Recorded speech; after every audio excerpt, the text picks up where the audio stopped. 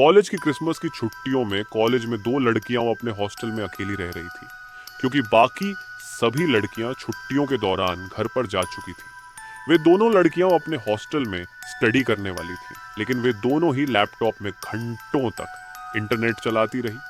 फिर थोड़ी देर बाद देर रात को उनमें से एक लड़की को भूख लगी और वो खाना लेने के लिए नीचे चली गई। उसने अपनी दोस्त को कहा कि वह थोड़ी देर में ही वापस आ जाएगी।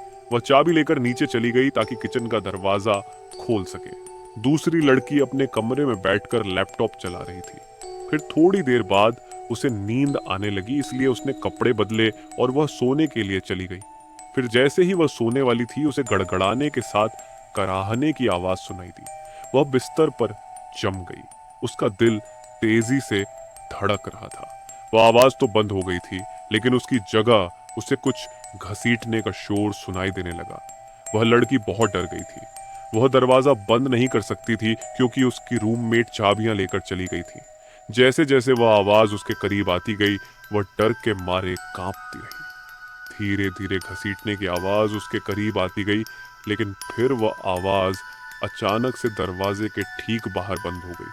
फिर किसी चीज के दरवाजे पर खरोचने की आवाज आने लगी। वह लड़की बहुत डर चुकी थी।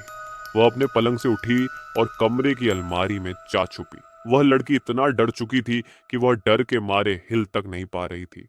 दरवाजे के बाहर उसे खरोंचने की आवाज लगातार सुनाई देती रही, पर किसी तरह उसे अलमारी में नींद आ गई।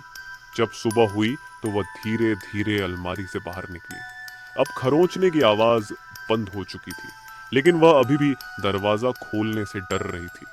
उसने अपनी खिड़की से बाहर देखा तो नीचे एक डाकिया गुजर रहा था, तो उसने उसे मदद के लिए आवाज लगाई। फिर उसे डाकिया के कदमों की हॉस्टल में आने की आवाज सुनाई दी, जो सीढ़ियों से होते हुए हॉल में आ रही थी। अचानक उसके कदमों की आवाज रुक गई। लड़की ने रोते हुए पूछा कि क्या सब ठीक है, लेकिन कुछ देर तक तो उसे कोई आवाज सुनाई नहीं दी।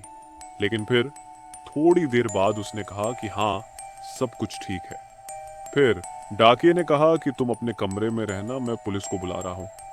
लड़की ने पूछा कि क्या बात है। डाकिये ने कहा, बस जहां हो वहीं रहो और बाहर मत आना। लेकिन उस लड़की ने जैसे ही दरवाजा खोला तो उसने देखा कि डाकिया उसके सामने खड़ा है। उसका चेहरा पीला पड़ गया था और उसकी आंखें डर के मारे खुली पड़ी थी।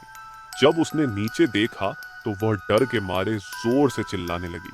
उसने नीचे देखा कि उसकी रूममेट का शरीर नीचे फर्श पर खून से लथपथ पड़ा था और सब जगह उसका खून ही खून था।